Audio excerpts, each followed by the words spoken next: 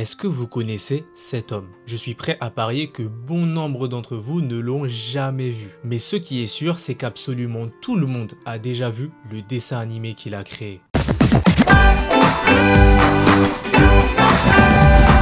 Le monde incroyable de Gumball suit la vie de, justement, Gumball Watterson, un chat bleu âgé de 12 ans, et de Darwin, son poisson rouge, acheté par ses parents, qui deviendra son meilleur ami. Gumball encore aujourd'hui est considéré comme l'un des meilleurs dessins animés qui existent. Et personnellement, c'est l'un de mes dessins animés préférés. Quand je rentrais chez moi, après l'école, j'allumais ma télé, je mettais Cartoon Network, et il y avait le monde incroyable de Gumball. J'étais trop heureux les gars. Bref, l'intro est assez longue, comme ça rentrons dans le vif du sujet. Quel est le meilleur épisode de Gumball? Je suis allé recueillir des infos sur le site IMDb et j'ai fait le top 15 de ce qui est pour les gens les meilleurs épisodes de Gumball. Et on y va direct. À la 15e place, c'est l'épisode 1 de la saison 2. Toute la famille Watterson a hâte de regarder la télé, mais pas le même programme. Une dispute se lance alors entre eux. Richard a caché la télécommande pour être sûr que personne ne lui vole sa place. Anaïs, en montant les escaliers, dit que si elle avait de l'argent, elle rachèterait une nouvelle télécommande. Ce qui donne des idées à Nicole qui se précipite vers un magasin. Gumball et Darwin, eux, tentent de changer de chaîne directement sur la télé mais n'y arrivent pas. Ils ont trop la flemme. La mère Watterson appelle Anaïs pour qu'elle lui donne la marque de la télé. Elle refuse au début, mais sous la menace, elle finit par accepter. On retourne vers nos protagonistes qui négocient l'emplacement de la télécommande contre un chocolat. Richard l'avait mise sous ses grosses fesses. Mais en regardant, les trois personnages se rendent compte que la télécommande a disparu. Ils pensent tous que c'est la petite sœur de la famille qui l'a volée et vont donc retourner sa chambre. Elle finit par assumer quand Gumball menace de détruire sa poupée, Daisy. Mais elle éclate la télécommande par terre tout en disant que Nicole est en train d'en acheter une nouvelle. Les quatre personnages se lancent dans un combat pour la récupérer. Pendant la bataille, ils se rendent compte que ce n'est pas la télécommande de la télé qu'ils ont, mais d'un garage. En effet, Anaïs les a manipulés depuis le début. Elle a cassé une fausse télécommande et la vraie était cachée dans Daisy, sa fameuse poupée. La famille est coincée dehors, obligés d'avouer leur défaite. Cet épisode était dans les premières saisons de Gumball, on découvrait encore les personnages et je vous avoue que à cette époque, je détestais Anaïs. Un peu plus tard, j'ai fini par l'apprécier mais j'avoue que là, son caractère, je l'appréciais pas du tout. On enchaîne directement avec le top 14, c'est l'épisode 20 de la saison 3. L'épisode s'ouvre sur une pièce de théâtre jouée par Gumball et Penny. Les deux personnages essayent de s'embrasser mais notre protagoniste panique et donne un coup de boule à sa copine, ce qui va créer une fissure sur son visage. Elle panique car si sa coquille se casse, son véritable elle sortira. Les personnages vont voir le père de Penny pour lui en parler, qui s'énerve énormément. Les deux frères rentrent chez eux et Gumball se sent très coupable. Pendant qu'il pleure sur son lit, Penny toque à sa fenêtre. Elle vient annoncer que son père a décidé de lui faire changer d'école. Le chat bleu, qui ne veut surtout pas, lui dit de se libérer de sa coquille. Ce qu'elle fera, c'est en réalité une créature qui peut changer d'apparence. Mais tout part en vrille car Gumball ne lui dit pas à temps qu'il la trouve belle. Ne se sentant pas attirante, elle essaye de prendre la fuite. Gumball se lance à sa poursuite. Pendant sa course, il tombe dans la maison de Banana Joe qui est en train de se Bumblebee le Mégatron. On reparlera de ce personnage, c'est vraiment le plus drôle de la série pour moi. Il réussit à la rattraper dans une forêt et la calma en l'embrassant. Fin d'épisode. Franchement, c'était trop bien. À l'époque, pour moi, c'était une dinguerie de voir la nouvelle forme de Penny. Pendant 3 saisons, elle avait le même chara-design, donc voir ça, c'était une dinguerie pour moi à l'époque. En top 13, c'est l'épisode 14 de la saison 6. L'épisode s'ouvre sur une descente de police sur le super magasin. Un camion plus que suspect dont on aura l'occasion de parler plusieurs fois dans cette vidéo. Les agents fouillent la voiture et tombent sur des objets aussi bizarres les uns que les autres. Comme par exemple une poupée qui prend possession du corps de l'un des policiers. L'individu dans le camion prend direct la fuite quand il se rend compte qu'il ne peut pas soudoyer les agents. Pendant sa cavale, il fait tomber un cahier avec le logo Cartoon Network. Sarah, le personnage glace, le récupère et commence à écrire dedans. Tout ce qu'elle invente et écrit dans celui-ci se passe dans la vraie vie. Elle fait se rapprocher plusieurs personnages différents, les obligeant à s'embrasser. Gumball et Darwin sont témoins de toutes ces scènes plus que bizarres qui se passent autour d'eux. Ils tombent même sur leur soi-disant cousin qui n'existe évidemment pas. Ils finissent par tomber sur le tag de Sarah et comprennent que tout ça est de sa faute. Ils se précipitent vers sa maison et essayent de réécrire eux-mêmes les histoires pour tout remettre en ordre. Mais c'est Gumball et Darwin, donc ils empirent les choses. Pendant ce temps, les policiers ont retrouvé la trace du fameux cahier et essayent de rentrer dans la maison de la glace. Elle récupère le cahier en écrivant la phrase « Darwin et Gumball font un bisou à Sarah », mais tout ça, ça n'a pas d'importance car c'est une fanfiction. Grâce à ça, tout revient dans l'ordre. Le fait que les personnages dans Gumball brisent aussi facilement le quatrième mur, les gars, je surkiffe, c'est trop bien. Carrément, c'est un truc qui revient souvent dans le dessin animé, comme par exemple dans l'épisode qui arrive juste après, à la 12e place. C'est l'épisode 34 de la même saison, la saison 6. L'épisode s'ouvre sur la mère de Banana Joe qui vient de terminer une peinture et qui, pendant qu'elle l'affiche sur son mur, se fait enlever par Rob, le pire ennemi de Gumball. Juste après, on voit son fils mettre des avis de recherche pour sa mère, mais d'une façon assez insolite.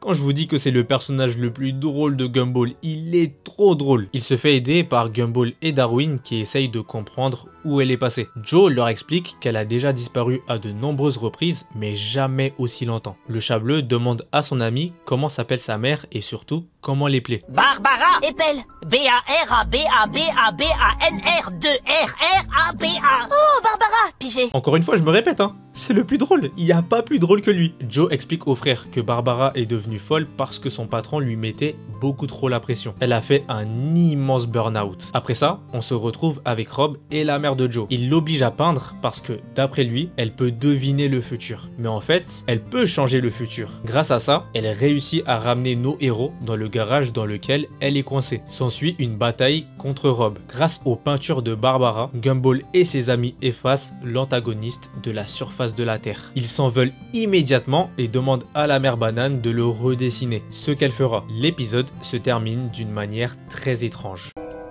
Mais il n'y a pas de futur.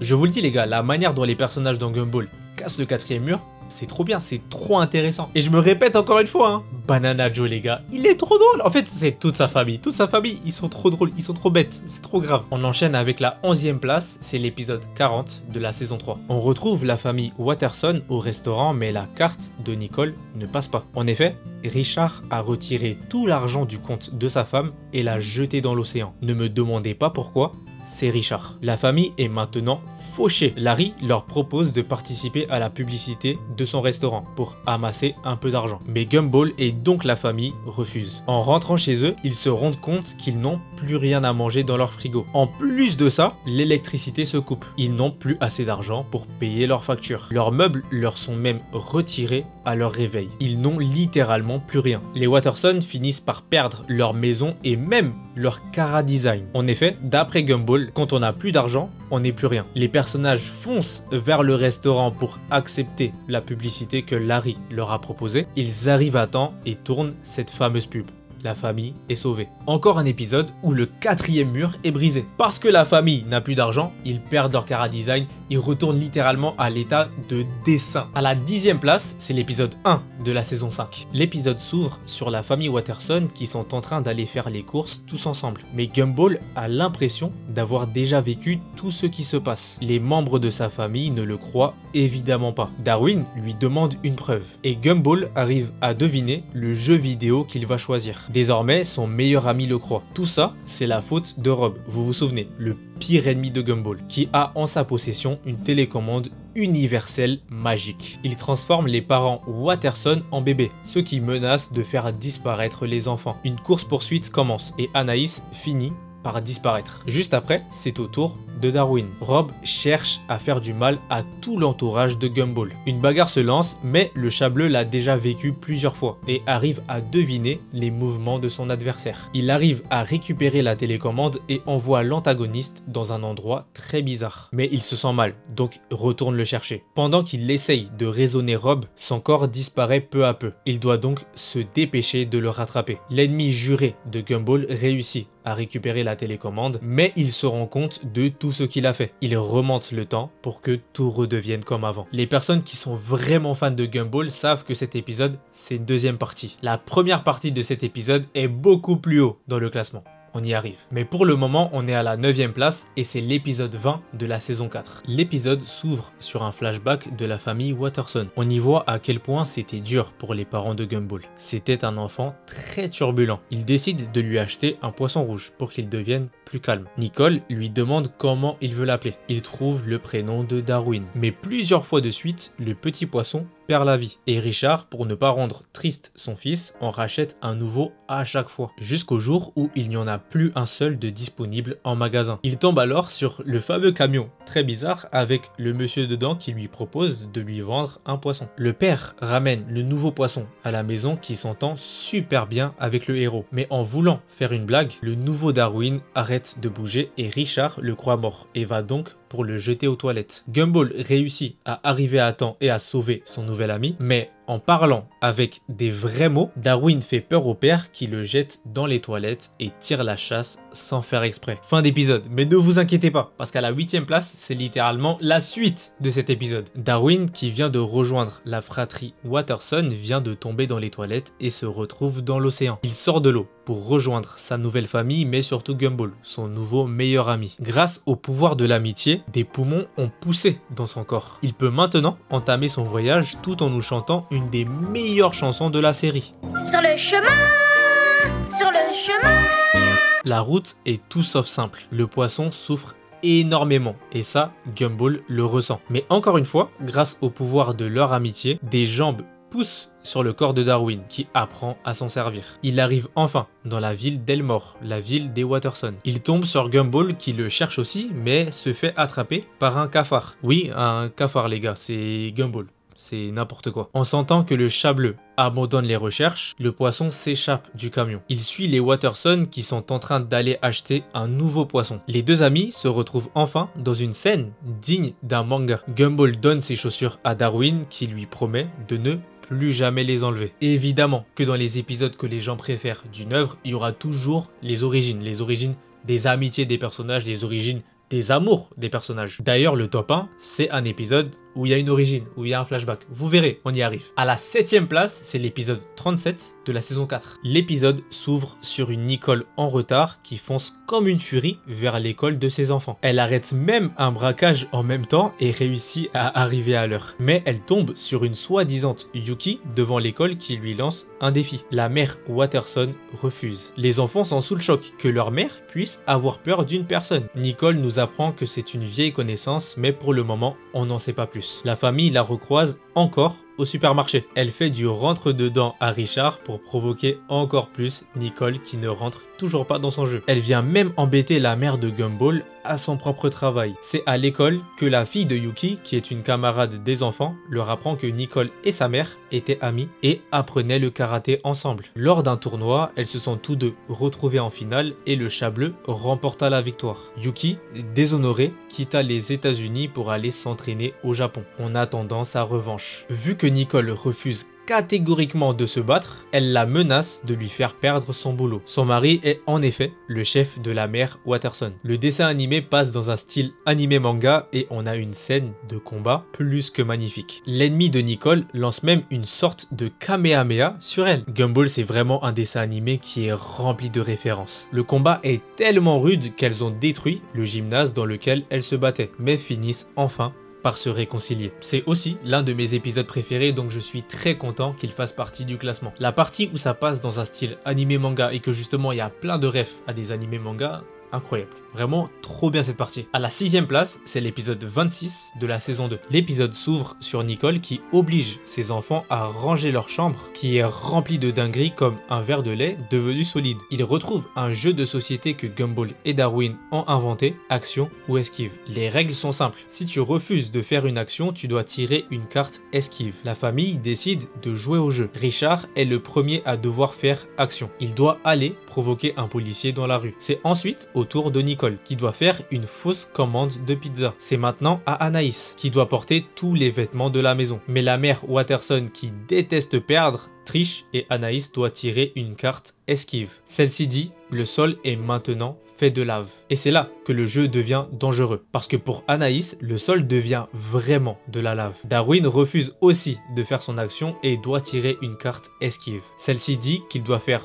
tout ce que son voisin de droite fait avec son bras gauche. Gumball tire à son tour une carte esquive. Et il est obligé de chanter à n'importe quel moment. Pareil pour Nicole, son esquive est de douter surtout et n'importe quoi. Les esquives de la famille les suivent dans leur vie de tous les jours car ils n'ont pas terminé la partie. Ils retournent tous en panique dans leur maison pour terminer celle-ci. Ils enchaînent action et esquive. La dernière carte esquive dit « Personne n'a le droit de respirer jusqu'à la fin du jeu ». Gumball lance le dé et arrive enfin à terminer la partie, ce qui libère tout le monde. L'épisode est trop cool, mais pour moi, il y a des épisodes que j'avais cités avant qui sont bien meilleurs. Mais je comprends, l'épisode est très bien, je vais pas dire qu'il mérite pas sa place, il mérite amplement sa place. Là, on commence les choses sérieuses. On arrive dans le top 5. Et à la 5e place, c'est l'épisode 18 de la saison 5. Richard offre une nouvelle console de jeu à Gumball pour son anniversaire, le Game Child. Quand notre héros lance une game, la console lui propose d'aller soit dans la salle de bain, soit dans le grenier, soit dans la chambre. Quand Gumball clique sur le 3e choix, il rentre littéralement dans le jeu. Il doit maintenant se choisir un nouveau nom et prend Mes fesses. Darwin et Anaïs le rejoignent dans son aventure. Ils vont dans le jardin et tombent sur un buisson dans lequel Gumball donne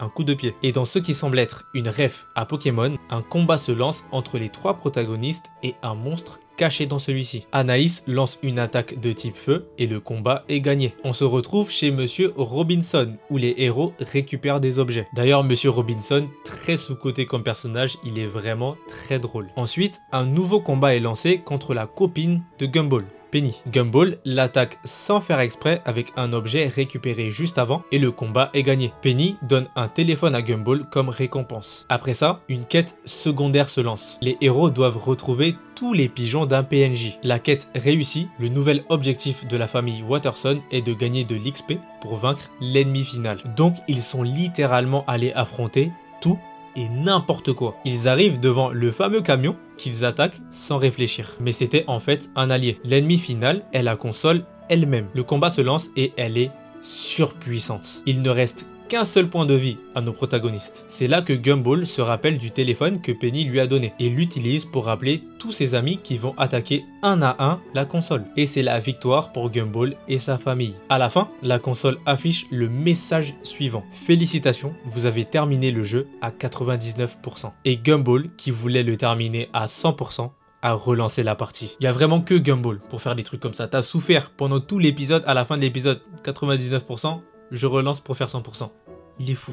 Il est trop bête. Mais c'est pour ça qu'on l'aime, donc on accepte. À la 4e place, c'est l'épisode 11 de la saison 5. La famille Watterson fait ses courses dans un supermarché. Gumball et Darwin tombent sur 2 personnages qui leur ressemblent énormément. Même plus que ça, qui les imitent. Ils en parlent à leur famille pendant le trajet retour qui ne les croit pas. Mais ils tombent sur le reste de l'autre famille qui sont dans la voiture juste à côté et sont sous le choc. En rentrant chez eux, ils tombent même sur une série télé tenue par ces fameux copieurs. Ils arrivent à imiter des scènes à la seconde où ça se passe. Gumball se demande comment c'est possible et tombe sur eux en train de les espionner par la fenêtre. Une confrontation commence entre tous les membres de chaque famille. Anaïs, qui est la seule à ne pas avoir de copie, arrête les combats et propose d'aider les imitateurs à trouver leur propre personnalité. Mais en vain, les copieurs continuent à copier les Watterson. La prochaine idée de la lapine est de vivre tellement dangereusement que les imitateurs n'auront plus envie de continuer. Les Watterson passent même à 2 doigts de la mort mais sont sauvés de justesse par Anaïs. L'autre famille, n'ayant pas de copie de la fille, ne s'en sont pas aussi bien sortis. C'est justement à partir de cet épisode que j'ai commencé à apprécier Anaïs. Ne me demandez pas pourquoi avant je ne l'aimais pas, je n'ai pas de raison.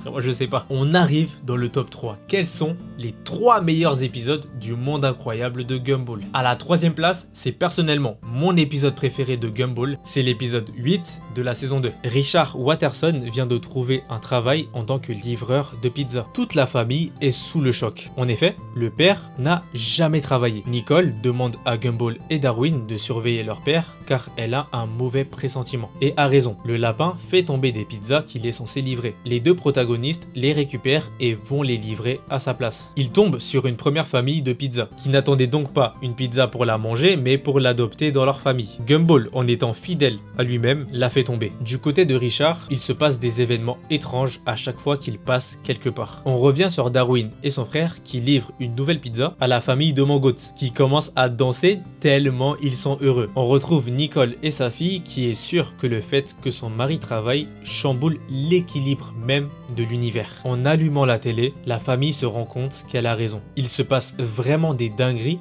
n'importe où le lapin passe. Les Watterson foncent en voiture avec Larry, le boss du père, pour l'empêcher de livrer une pizza à l'heure et donc le faire renvoyer de son nouveau job. Pendant le trajet, il se passe de plus en plus d'événements étranges. Le lapin arrive devant le lieu de livraison en temps et en heure. Chaque pas de plus détruit un peu plus l'univers. Mais arrivé devant le client, Larry se rend compte qu'il a mangé la moitié de la pizza. Richard est renvoyé et l'univers est sauvé. Pour moi, c'est ça Gumball. Tu prends une vanne et tu la pousses jusqu'au bout. Le père de Gumball est le plus gros flemmard qu'on ait jamais vu. Il est tellement flemmard que le jour où il trouve un travail, ça détruit l'univers. Pour moi, c'est le meilleur épisode. Il n'y a pas mieux dans Gumball. Mais ça, ce n'est que mon avis. D'après la masse, d'après les gens, il y a encore 2 épisodes qui sont meilleurs. À la deuxième place, c'est la première partie d'un épisode dont j'ai déjà parlé. C'est l'épisode 40 de la saison 4. C'est la première partie de l'épisode du Rewind avec Rob et sa télécommande magique. Il commence exactement pareil avec les Watterson qui chantent dans leur voiture. On voit ensuite Rob acheter la fameuse télécommande au super magasin, le fameux. Il commence à l'utiliser en remontant le temps vers son passé. On y voit un Rob triste à cause d'une personne, Gumball Watterson. Il n'a maintenant qu'un seul but, c'est se venger. On retrouve la famille dans leur voiture. Rob met pause et crée un accident sur la famille. Ensuite, on retrouve Gumball et Darwin dans un magasin de jeux vidéo où Rob met des sous-titres sur Gumball. Si on ne l'avait pas adopté, on ne serait pas aussi pauvre, en parlant du poisson rouge. Ensuite, il désactive le contrôle parental sur Nicole et Richard, qui se disputent et finissent par se séparer. Gumball fonce pour les rattraper, mais Rob baisse la luminosité et le chat bleu tombe sur Sarah. Il l'embrasse sans faire exprès devant Penny. Ils se disputent dans une autre langue car l'antagoniste a changé la langue. Il finit par mettre pause sur tout le monde, sauf sur notre héros, pour lui expliquer la situation. Il n'a jamais voulu être le méchant, mais on ne lui a pas donné le choix. Un combat se lance alors entre les deux personnages. Rob lance la télécommande dans un endroit très bizarre et Gumball saute pour la récupérer. Il y arrive et remonte le temps. Fin d'épisode. Et la suite, c'est évidemment celle que je vous ai racontée un peu plus tôt dans la vidéo. On arrive enfin à la première place, le meilleur épisode de Gumball. Mais avant d'en parler, n'oubliez pas de liker la vidéo, de vous abonner. Les gars, vous aidez tellement à regarder mes vidéos et à ne pas être abonné. Abonnez-vous, je vous en supplie. Maintenant que ça c'est dit, on peut passer à notre épisode. Le meilleur épisode de Gumball, c'est l'épisode 6 de la saison 5. Les enfants Watterson crient pour que leur mère finisse vite la cuisine. Ils ont très faim. Nicole, stressée par tout ça, finit par brûler la nourriture sans faire exprès. Au moment où elle s'apprête à péter un câble, on a un flashback sur son enfance. On se retrouve dans la voiture de ses parents et on se rend compte que sa mère était très sévère. Son père fait un accident et la petite Nicole est obligée d'aller à l'école en courant. Pendant sa course, on voit énormément de personnages que l'on connaît mais qui sont un peu plus jeunes. C'est logique. Elle arrive dans une forêt où le petit Richard est coincé dans un arbre. On revient dans le présent et la mère Watterson se demande où elle serait aujourd'hui si elle ne s'était jamais retrouvée devant cet arbre ce jour-là. Si elle s'était arrêtée pour écouter Bob la banane jouer de la guitare. Si elle s'était arrêtée pour écouter Harold. Elle se rend compte qu'elle n'avait aucun moyen d'y échapper. Après une discussion, Richard offre une demi-noisette à Nicole. On a ensuite droit à une scène plus que mignonne entre les deux personnages qui retrace toute la vie qu'ils ont passée ensemble. On revient dans le présent et la famille Watterson est maintenant plus que soudée. Évidemment que le meilleur épisode de Gumball c'est celui-là. Le flashback sur la rencontre de Nicole et Richard Watterson. C'est déjà la fin de la vidéo. N'hésitez pas à me dire en commentaire si vous voulez que je fasse le même concept avec un autre dessin animé. Et moi en attendant, je vous dis à la prochaine pour une nouvelle vidéo.